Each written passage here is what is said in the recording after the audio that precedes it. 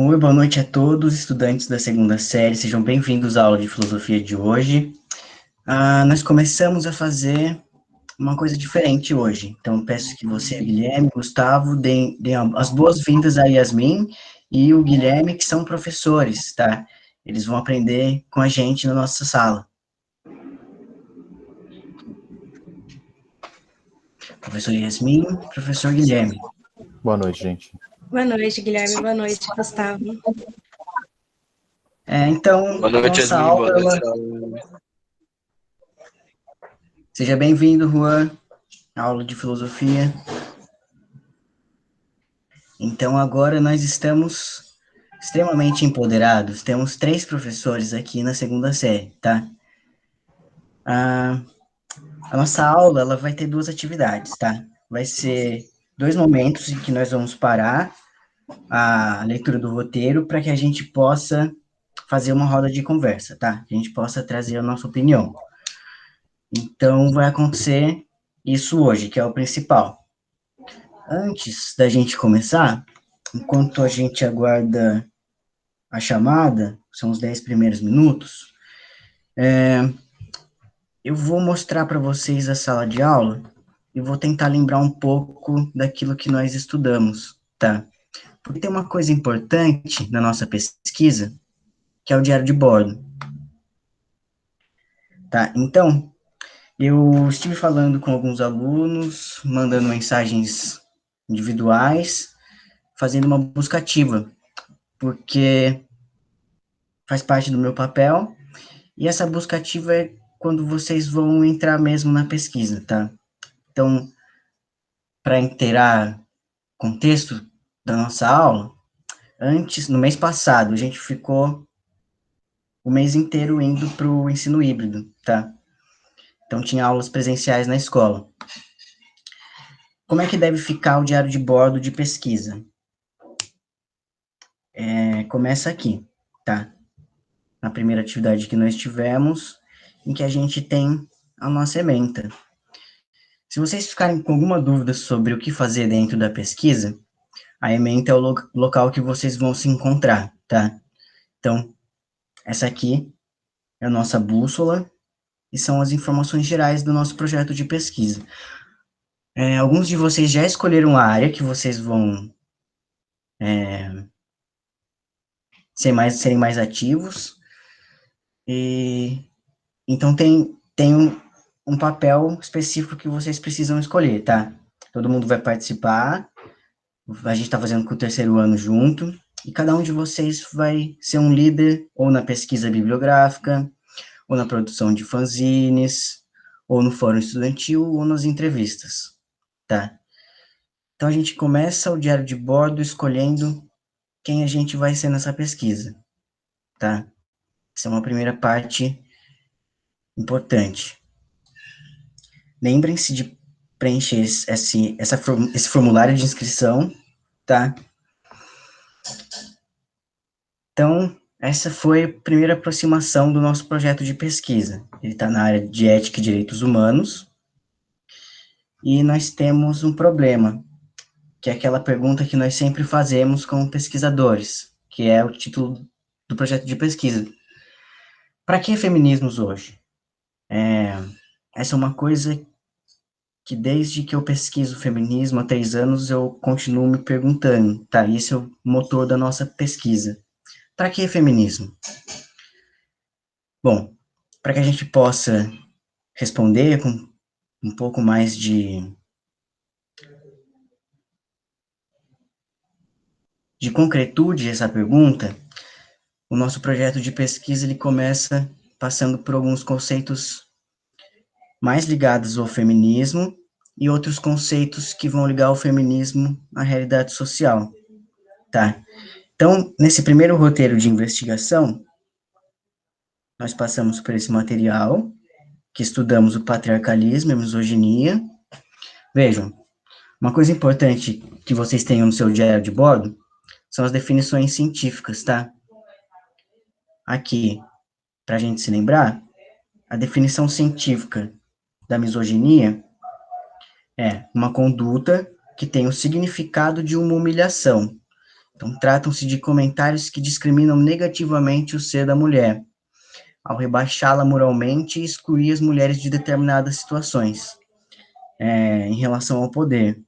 Então, lembram-se, feminismo é igualar o homem e a mulher. A misoginia é o problema sobre o qual nós estamos nos debruçando. Tá? Esse é o contexto que nós queremos treinar o nosso olhar. Nós vamos treinar o nosso olhar não só para perceber a misoginia, mas para perceber também o patriarcalismo. Então, vamos nos lembrar da definição científica do patriarcalismo. Patriarcalismo é um sistema social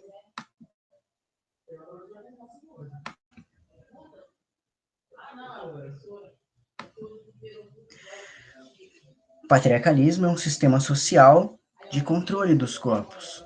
Dizem o que nós devemos fazer, que reserva os papéis de liderança e os locais de autoridade, tanto políticos quanto econômicos, às pessoas do sexo masculino, tá? Então, existe uma humilhação que acontece individualmente, que é a misoginia.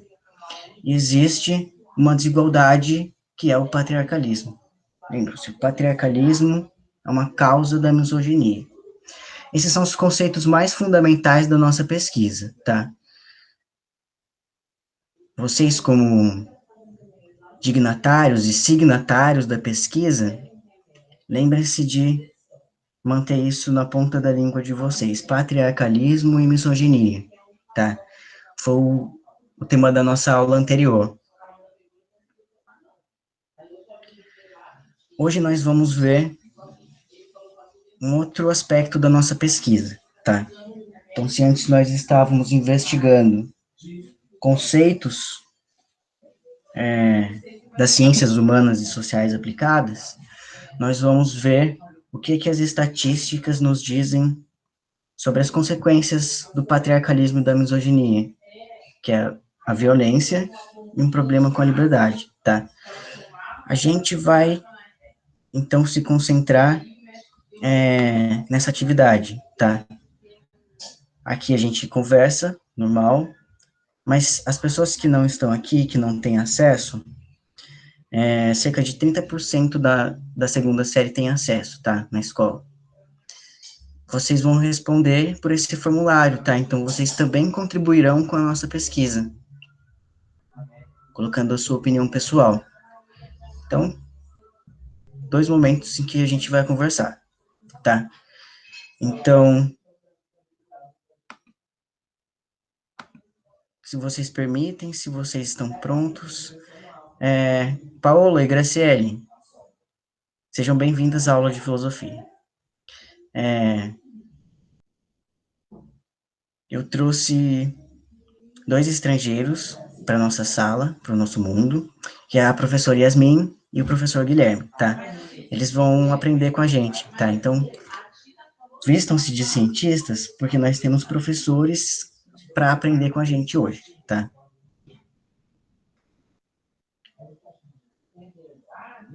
Bom, então, vamos lá, vamos começar a aula propriamente dita, tá? Até aqui, eu tentei trazer aquele nosso objeto sagrado, que é o diário de bordo. Vamos lá.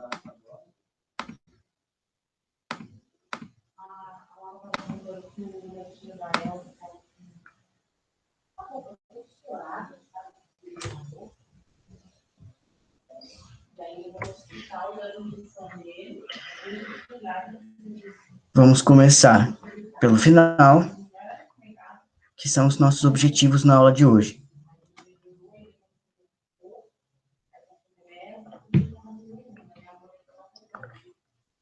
Então, vocês podem colocar no diário de bordo de vocês a aula de hoje, tá? Com o tema violência e liberdade e as habilidades que nós vamos desenvolver com os nossos próprios braços e com a nossa mente. Que é a habilidade, primeira, analisar a condição dos seres humanos a partir da reflexão filosófica sobre as diferenças e igualdade entre homens e mulheres, tá? Que é a habilidade das outras aulas também. E como parte da pesquisa científica tem a segunda habilidade, que nós vamos desenvolver as habilidades de leitura, escrita e planejamento investigativo para autonomia intelectual, tá? Que é a parte da experimentação, que é a roda de conversa. Vamos, então, para a exposição do primeiro item. Vamos entrar, então, no tema que é violência e liberdade. A violência e a liberdade, elas podem ser vistas sobre 4 aspectos, segundo as ciências humanas e sociais aplicadas, tá? Que é a etnia, o sexo, o gênero e a sexualidade. São esses itens que nós vamos investigar. Então, como nós já dissemos antes, nós não podemos mais fingir que a existência de mulheres, indígenas, estrangeiros, negros, transgêneros, homossexuais e pobres é ignorada desde séculos até hoje em dia. Existe uma situação de violência e exclusão que possui efeitos concretos e que são representadas por dados estatísticos, tá? Que é uma ferramenta das ciências humanas e sociais aplicadas para que a gente possa visibilizar esses problemas sociais, tá? É o sexismo, xenofobia, o racismo, a homofobia e a transfobia, tá? São problemas concretos. Então vamos ver mais de perto o que esses dados podem nos dizer sobre o sistema de opressões que ameaça a liberdade pessoal e social de todas as pessoas. Então, aqui na tela vocês têm algumas estatísticas, tá? Eu vou ler as estatísticas. A taxa de analfabetismo entre as pessoas pretas é mais do que o dobro do que a das pessoas brancas. O rendimento médio do trabalho, de todos os trabalhos das pessoas pretas, é quase também a metade das pessoas brancas. As crianças pretas precisam trabalhar numa porcentagem que é o dobro das pessoas brancas. E as pessoas pretas e pardas são têm muitos mais suas casas desocupadas do que as pessoas brancas. Então, veja, o que esses dados nos dizem? Que existe, sim, concretamente, uma desigualdade social entre duas etnias, a etnia branca e a etnia preta ou parda. Tá? Uma coisa importante, etnia não é raça. Etnia tem muito mais a ver com a sua cultura, com a sua identificação, como você se enxerga, sua língua, seu local de origem, do que raça. Raça não é um nome das ciências humanas. Nas ciências humanas nós usamos etnia. Raça é mais um critério biológico, e a gente não usa com seres humanos. Então, esses dados, eles nos dizem que nós estamos longe de ser uma democracia racial. Isso é apenas um mito, que esses indicadores socioeconômicos estão desmistificando. Se nós compararmos a população preta com a população branca, nós vamos ver que é evidente. Tem uma desigualdade social entre essas faixas de população.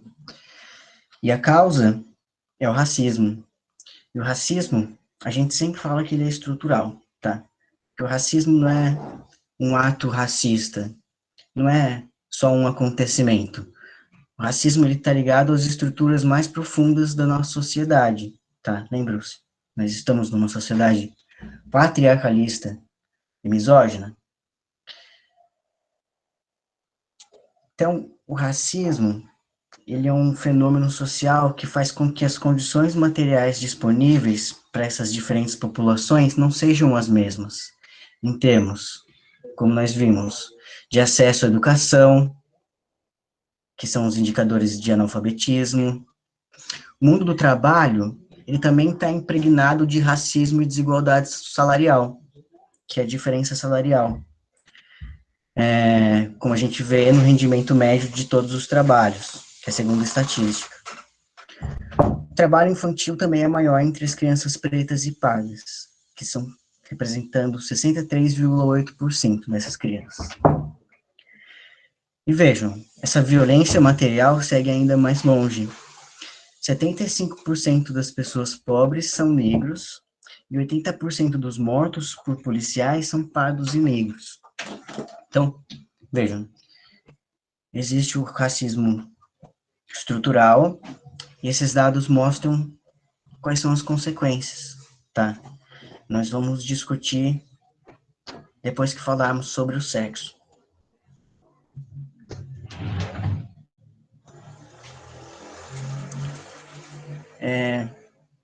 Então, vamos então para o item 2, da nossa sensibilização. As pessoas nascidas com sexo feminino também sofrem de uma opressão específica, que é a misoginia. Misoginia nós discutimos na aula passada. A Paola apresentou que nós não podemos ficar calados em relação à misoginia, que nós devemos fazer alguma coisa, tá? Então, para que feminismo hoje? Para a gente saber que coisas devem ser feitas, como a gente deve nos posicionar. Então, na vida de muitas mulheres, existem relacionamentos abusivos, em que essas discussões terminam com ameaças. Por exemplo, um dia eu vou te matar. Que elas não são levadas a sério. Eu não lembro quem, alguém de vocês também trouxe, que muitas vezes as mulheres têm medo de denunciar, tá? Isso também é um problema. Porque existem consequências dessas relações tóxicas, que podem culminar em diversas formas de violência, muitas vezes terminando com a morte, que é o feminicídio. Então, para que vocês tenham os dados do feminicídio, eu selecionei esse vídeo da Catraca Livre.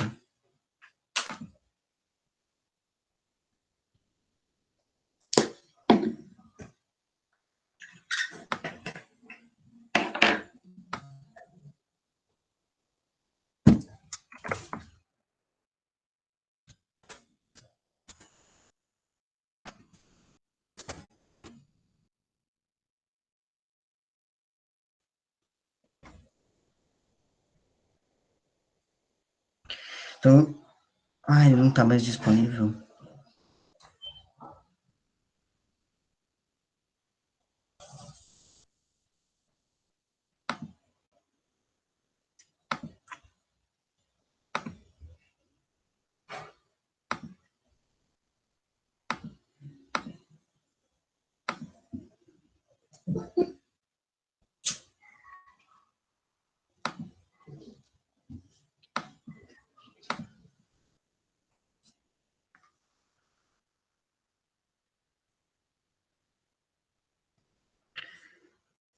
Estou abrindo ele aqui do lado. Geralmente ele aparece.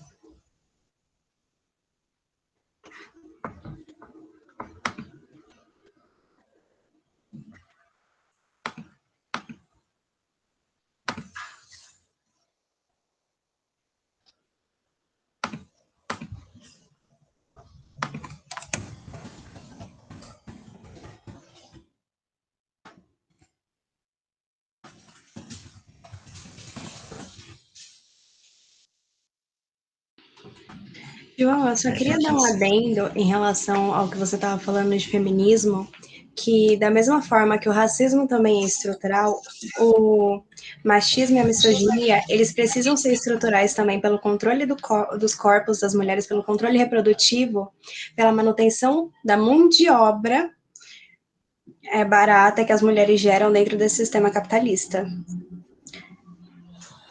Também tem uma estrutura que direciona as mulheres para esse lugar, né? Sim, é totalmente estrutural. Tanto que o controle dos corpos das mulheres é totalmente necessário, como a criminalização do aborto e outros métodos para se evitar a gravidez.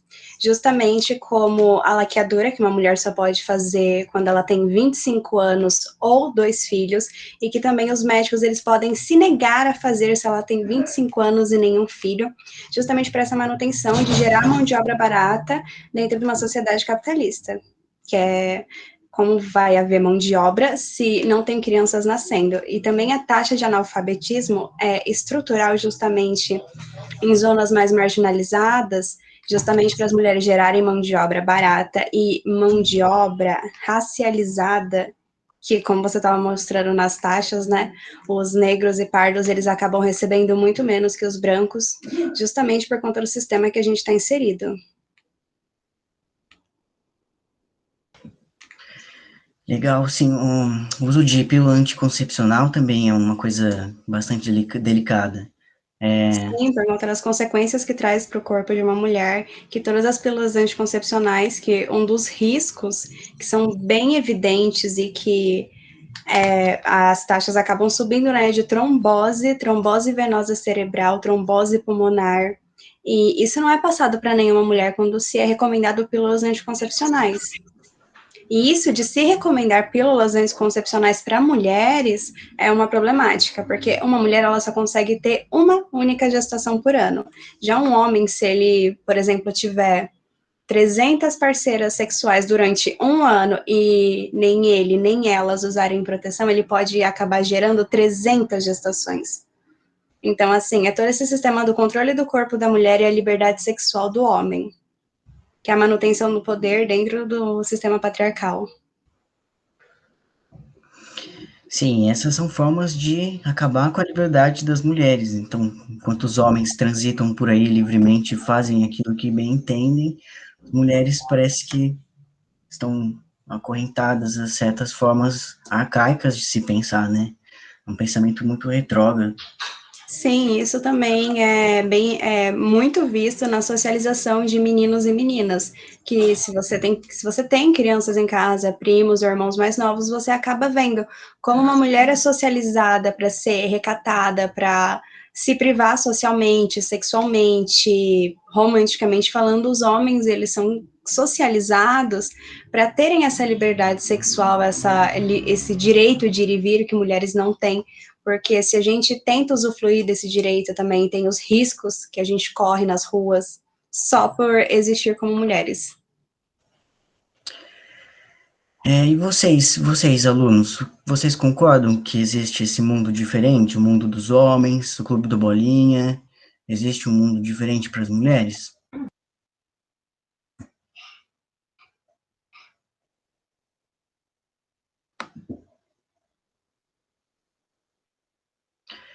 Pode abrir o microfone, se não coloca no chat, tá?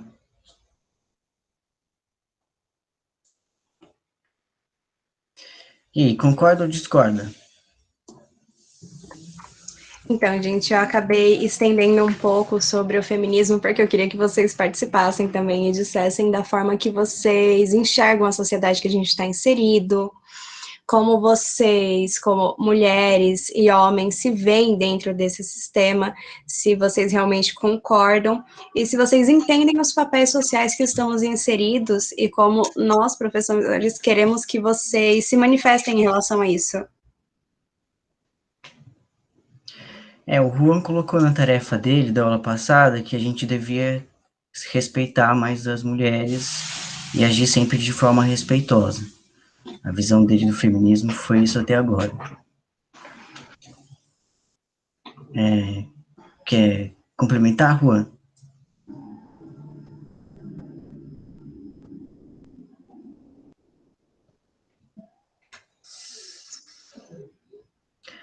Não, é de boa.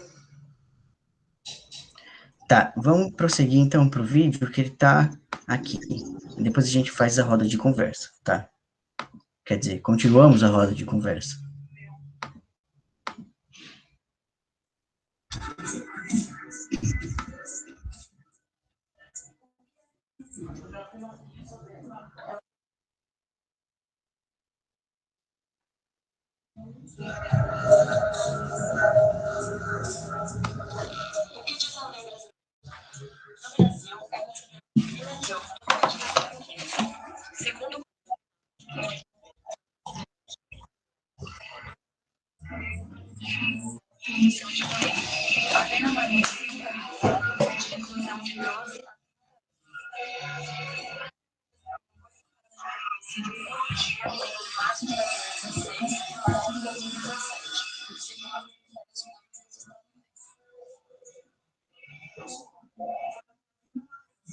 Aquela moça que ela falou.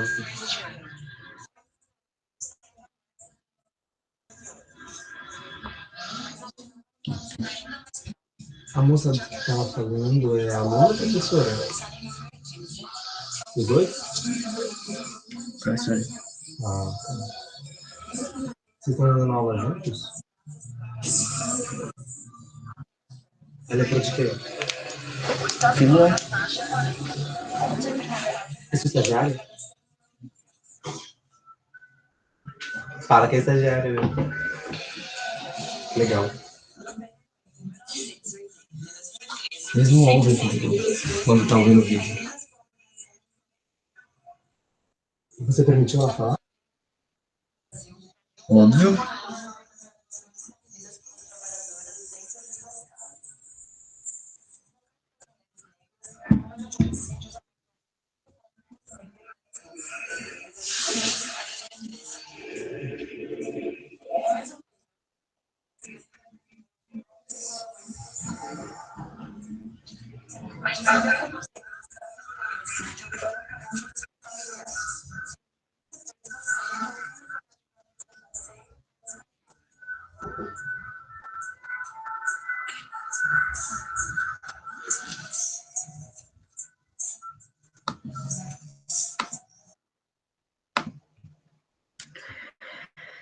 Tá, então esse vídeo da catraca livre, ele não é da minha propriedade.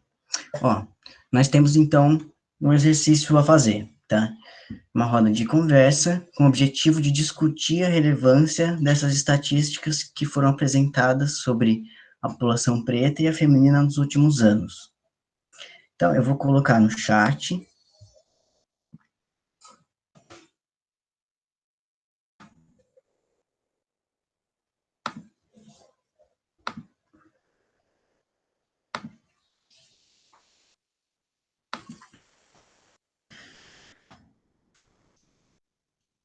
Primeiro, isso continua a tarefa que vocês estavam fazendo na aula anterior.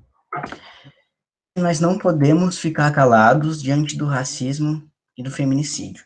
Qual é o nosso papel enquanto cientistas da ética e dos direitos humanos? E a segunda pergunta, como eles podem atingir a sociedade como um todo? Por que o racismo me afeta mesmo que eu seja branco? Por que a misoginia me afeta mesmo que eu seja homem? Por que o que acontece com essas pessoas não pode ser simplesmente não visto, não falado? Coloquem no chat. Nós temos 6 minutos para esse exercício, tá? Bom, para disparar vocês, eu vou contar um caso que me contaram na escola. Quem me contou foi o Guilherme. O Guilherme me contou que no bairro que a nossa escola tá, teve um cara que ele abusou sexualmente da sua filha e ele assassinou a sua mulher. Esse é um caso de violência grave, um caso de violência hedionda. E o que aconteceu? Essa mulher ela já tinha boletins de ocorrência contra esse cara. A polícia não deu ouvidos. E o que as pessoas da família dessa mulher fizeram? Foram lá e até filmaram, colocaram na internet, dando tiros nesse cara, esse agressor, esse abusador. Tá, então, por que a gente, quando a gente vê alguém, uma mulher apanhando um vizinho, por que a gente não pode simplesmente não ligar? Por que a gente tem que meter a colher?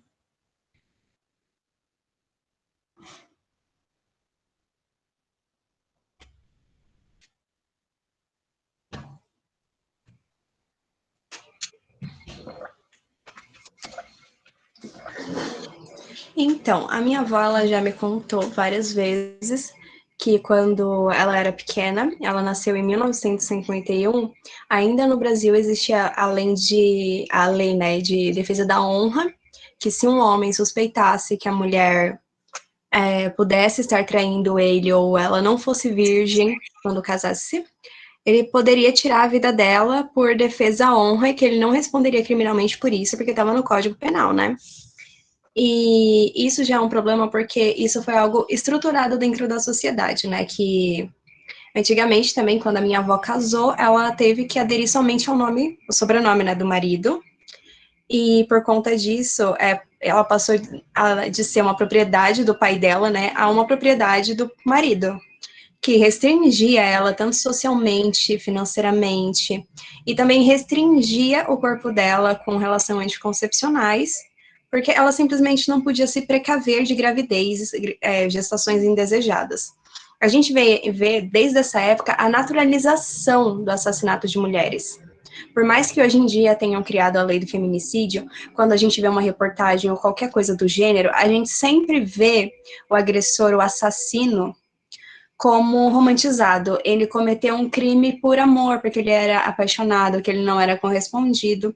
Recentemente, minha avó estava vendo o jornal e passou um caso desses de uma estudante que foi esfaqueada numa praça de um shopping, numa praça de alimentação. E o que mais me incomodou na notícia foi que falaram que era por conta de um amor não correspondido ou porque ela terminou com ele, algo do gênero. E é muito, muito complexo quando a gente entra nesse assunto, porque, assim, uma mulher, quando ela rejeita o amor de um homem, é sempre aquele risco de perder a vida, ou quando ela não sai de um relacionamento por medo de perder a vida. Porque as mulheres, aparentemente, elas não têm um direito de escolha em relação a não se envolver com um homem, a não desejar um homem. Porque é isso que a gente sempre vê dentro do sistema patriarcal, como que uma mulher pode estar rejeitando aquilo que ela foi socializada a aceitar. E a gente também entra no quesito de heterossexualidade compulsória, heteronormatividade, porque quando uma mulher foge dos padrões estipulados socialmente, ela acaba tendo que pagar com a própria vida ou pela violação do seu corpo. Como casos que a gente vê muitos casos sobre estupro corretivo de mulheres lésbicas por negarem a heteronormatividade. É muito complicado. Sobre as pessoas não se meterem, não se intrometerem, não intervirem nisso, vem desse ditado também, que é algo socialmente aceito, que seria em brigas de marido e mulher, simplesmente não se mete a colher, porque, querendo ou não, hoje em dia ainda é visto que a mulher é uma propriedade do homem. A gente, mulheres, não tem integridade própria, não tem individualidade própria, ela sempre tem que se resumir ou ao casamento, ou ao marido, ou a alguma figura masculina. Ela não pode ser ela individualmente. Legal, então a gente tem um problema nas nossas relações interpessoais, que é entender o sentido dessa palavra não. Quando uma mulher diz não, provavelmente tem alguma coisa de errado com ela, e não com a pessoa que está tentando forçar uma situação. Então, a Yasmin é professora de filosofia, tá? Ela está estudando com a gente. Quando a Yasmin fala que uma mulher não pode ser quem ela é, dentro da minha solidariedade, eu também estou sendo restringido, porque tem uma pessoa com a sua dignidade que não pode se expressar no mundo. Então, veja, se uma mulher está sendo levada, sei lá, como sendo uma cadela, numa espécie de uma colheira, a minha humanidade também está sendo diminuída, entende? A humanidade de vocês está sendo diminuída. E a gente tem que fazer o quê? Que é a estratégia feminista. Fazer uma rede de apoio. Então, se a gente conhece alguma pessoa que está passando por essa situação, chegar do lado dela, mostrar para ela que essa vida não deve ser assim e que está errado. Então, a primeira coisa como cientistas é mostrar que está errado, que essas estatísticas elas não podem prosseguir. Alguém mais quer fazer o seu parecer? Agora, Porque não podemos ficar calados diante do racismo e do feminicídio. E como eles podem atingir a sociedade como um todo.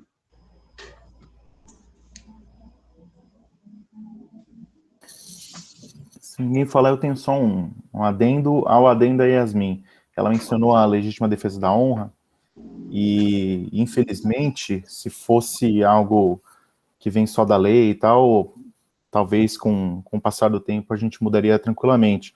No caso, a legítima defesa da honra não vem nem de lei, vem de uma interpretação de tribunal aí, claro, o tribunal, sempre os juízes são homens, os desembargadores também, e ela perdura até hoje. Tem casos que tem juízes que ainda defendem essa tese. Nesse ano, acho que saiu uma grande decisão do STF nesse sentido, falando que a tese é inválida, é ilegal, é atécnica, só que ainda é possível que a gente encontre esses casos de pessoas do mais alto poder, e é aí que vem a questão do estrutural, que é um feminicídio estrutural, basicamente. Só que aí tem deputadas hoje, isso acho que poucos dias atrás, meses atrás, tem um projeto de lei que quer transformar isso em lei, a proibição da legítima defesa da honra. Então ainda é uma luta diária que aparentemente não terminou ainda. Legal, então, espero que a gente tenha facilitado vocês a responderem a tarefa, tá? Por que a gente tem que se mobilizar, tá? Essa é a tarefa da primeira parte, tá? Então, se vocês permitem, se ninguém mais tem a palavra, podemos continuar para a próxima parte da aula? Eu só queria dar um adendo também, que em relação a sobre o machismo e a misoginia estrutural, a Simone de Beauvoir, ela escreveu o livro O Segundo Sexo, que expressa muito bem como a mulher é vista não como indivíduo ou como ser humano dentro da sociedade, somente como o segundo sexo, né, que seria sobre também todo o controle de natalidade das mulheres. A Simone de Beauvoir, a gente vai estudar na pesquisa bibliográfica, que vai ser a próxima etapa, tá? Legal, legal.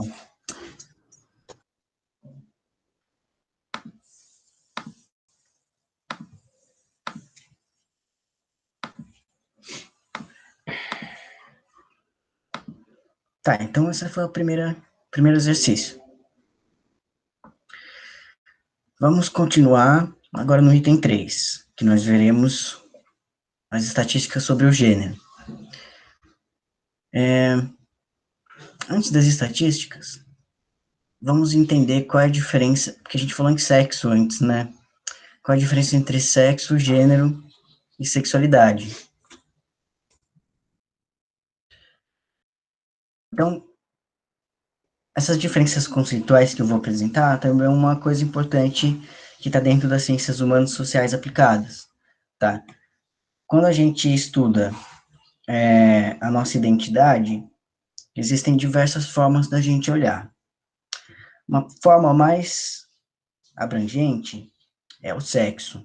Então, todos nós nascemos com genes, vocês devem se lembrar das aulas de biologia, que se você for fêmea, você é XX. Se você for macho, você é XY, tá? Essa é a classificação biológica, e a gente usa a palavra sexo.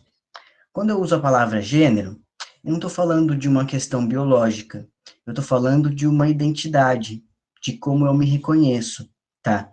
Então, se o meu sexo biológico está mais concentrado nos meus genes e na minha genitália, a minha identidade de gênero é aquilo que eu penso que eu seja dentro de mim mesmo, na minha essência.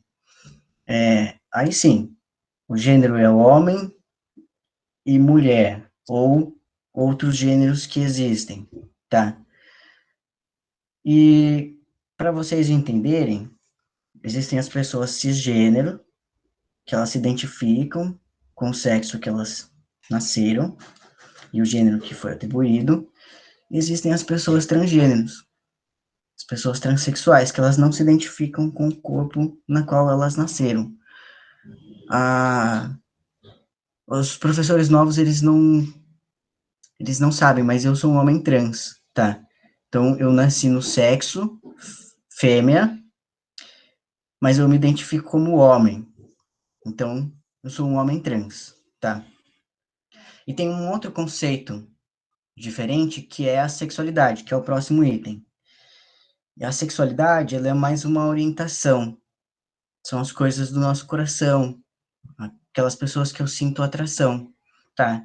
De uma forma muito simples, a nossa orientação pode ser heterossexual, bissexual ou homossexual, mas existem outras formas de sexualidade, tá? Então, isso para a gente saber a diferença entre o item do sexo e o item do gênero. Vamos às estatísticas de gênero. Elas também não são favoráveis. De acordo com o dossiê de assassinatos de violência contra pessoas trans brasileiras, o Brasil é o país que mais mata travestis e transexuais no mundo. Desde o primeiro ano que o Brasil passou a constar no ranking mundial, que foi 2016, houve um aumento de 114% no número de assassinatos das pessoas trans. Esse levantamento demonstra que as práticas policiais e judiciais são caracterizadas pela falta de rigor, assim como nos casos contra as mulheres. Falta de rigor na investigação, na identificação e prisão dos suspeitos. Em 2019, somente 8% dos casos tiveram seus suspeitos identificados e 82% das vítimas eram negras. As mulheres trans são a maior parte dos casos, 97%. E são 64% dos casos de assassinatos que aconteceram na rua. Não foi nem dentro de casa ou em alguma situação de perigo, foi simplesmente porque elas estavam ali na rua. E os assassinos, eles têm um outro perfil, eles não costumam ter relação direta. Parece que é um crime de ódio um pouco mais contundente. Não tem justificativa, por exemplo, eles se amavam tanto, não sei que amor é esse, que acabou acabando em morte. Não, são pessoas estranhas. E a expectativa de vida das pessoas trans é de 35 anos, que é menos da metade da média nacional, que é de 75,5 anos. Enfim, além de problemas para acessar o atendimento em serviços de saúde, que é um dos principais adoecimentos, existe um outro fenômeno que as ciências humanas sociais estudam, é a transfobia, que também é uma forma estrutural e histórica que impede que essas mulheres trans cheguem à velhice.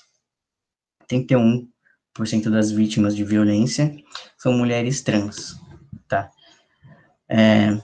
Então, as pessoas trans também têm a sua liberdade restringida e são alvos de violência.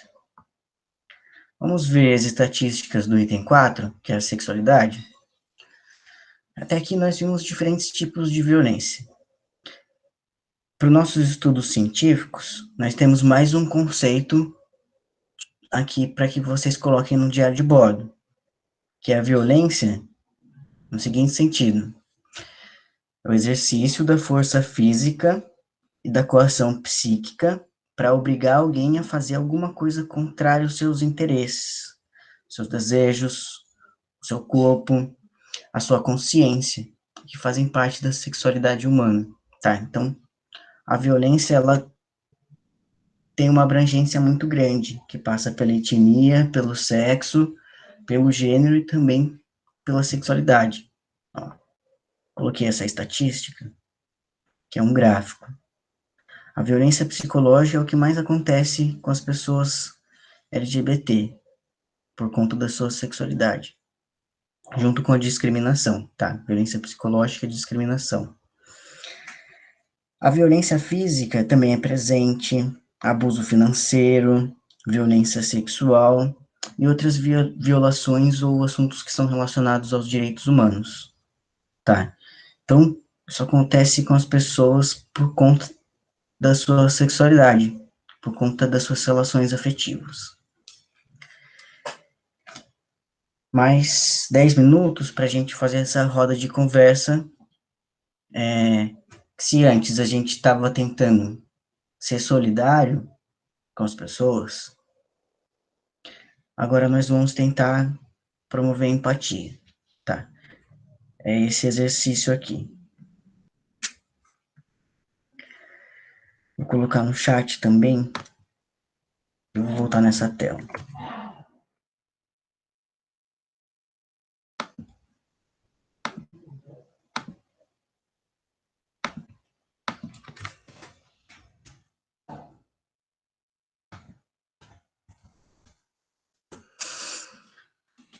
Então agora eu vou fazer a chamada, não é mais seletivo. A pergunta é: como você se sente em relação a essas violências? E quais são as consequências da violência na vida de uma pessoa? Alguém gostaria de começar? Tá aqui na tela.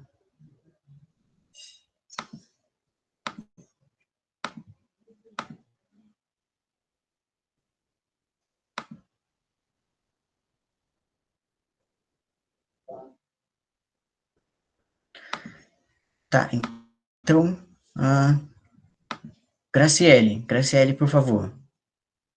Como você se sente em relação a essas violências com as pessoas negras, com as mulheres, com as pessoas trans e com as pessoas homossexuais, por exemplo? Quais sentimentos?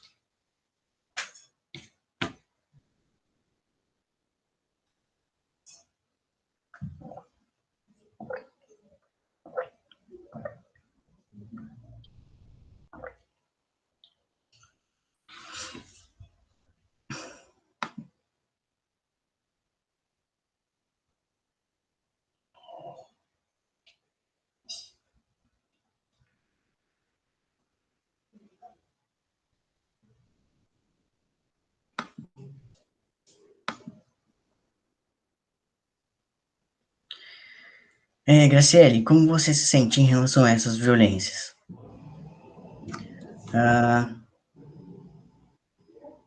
Por exemplo, no caso que o Guilherme contou, que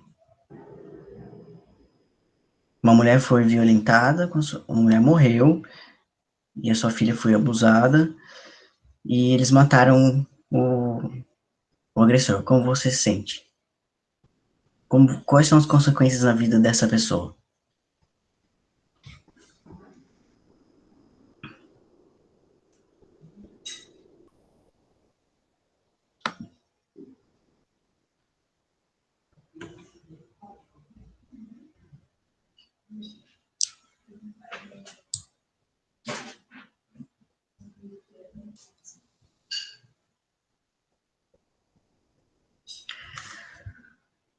Vamos lá?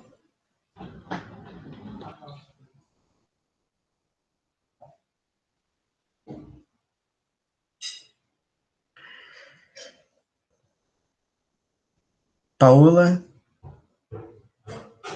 você pode, por favor? Como você se sente? Quais sentimentos te traz? Agora que você conheceu essas estatísticas.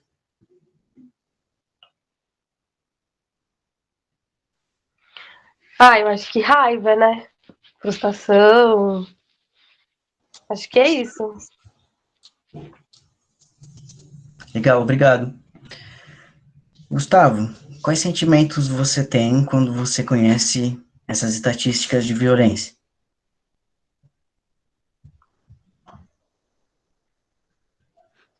Será desconforto, raiva, essas coisas. Dá muita raiva, uma frustração, parece que a gente não consegue fazer as coisas ficarem saudáveis. Sim, o que mais? Letícia, Juan, Graciele, Vitor.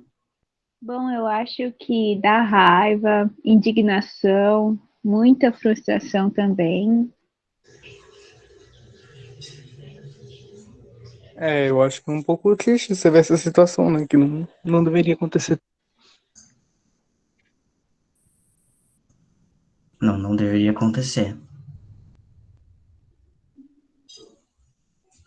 Então é frustrante, parece que a gente falha com um projeto de humanidade, né? Quando acontecem essas violências. Legal.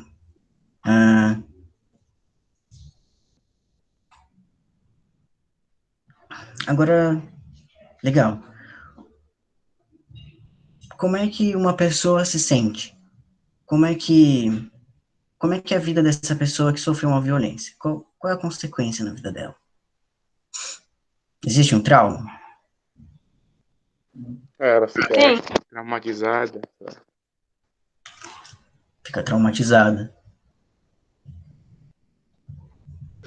Sim, que mais? Quem mais?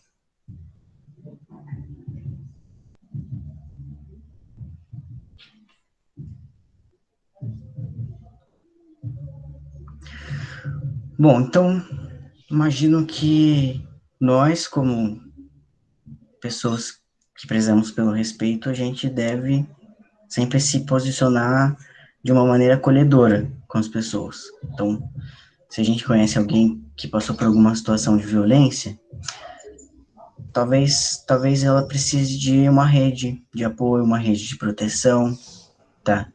E oferecer a nossa inteligência, a nossa gentileza, e a importância de não estar sozinho, né? Então, acho que a violência é muito abalante para a cabeça de uma pessoa.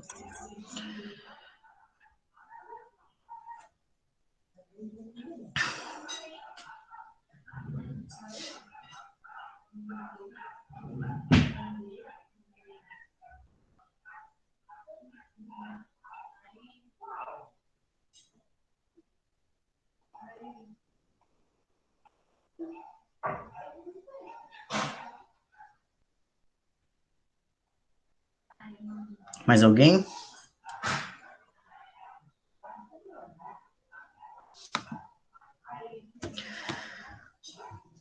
Bom, então vamos terminar essa roda de conversa, essa socialização.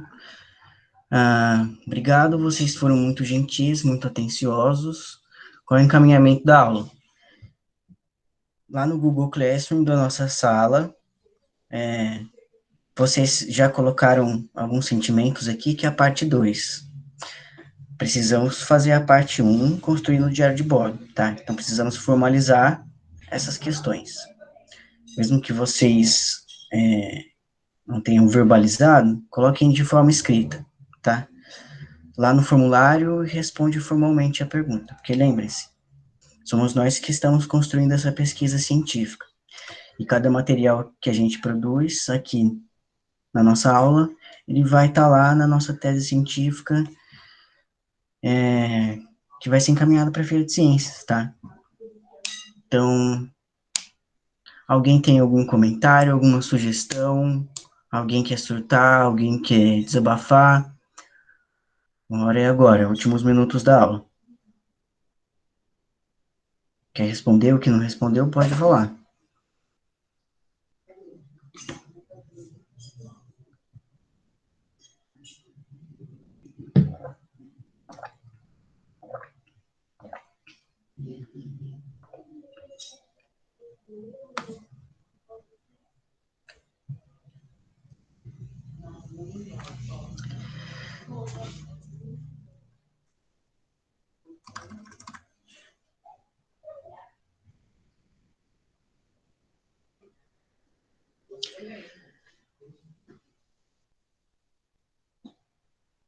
Legal, então, um abraço para todos vocês, muito gentis. Até semana que vem. Mal feito, feito. Tchau, professor. Tchau. Tchau, boa Tchau, noite. gente. Boa noite. Tchau, tchau, gente.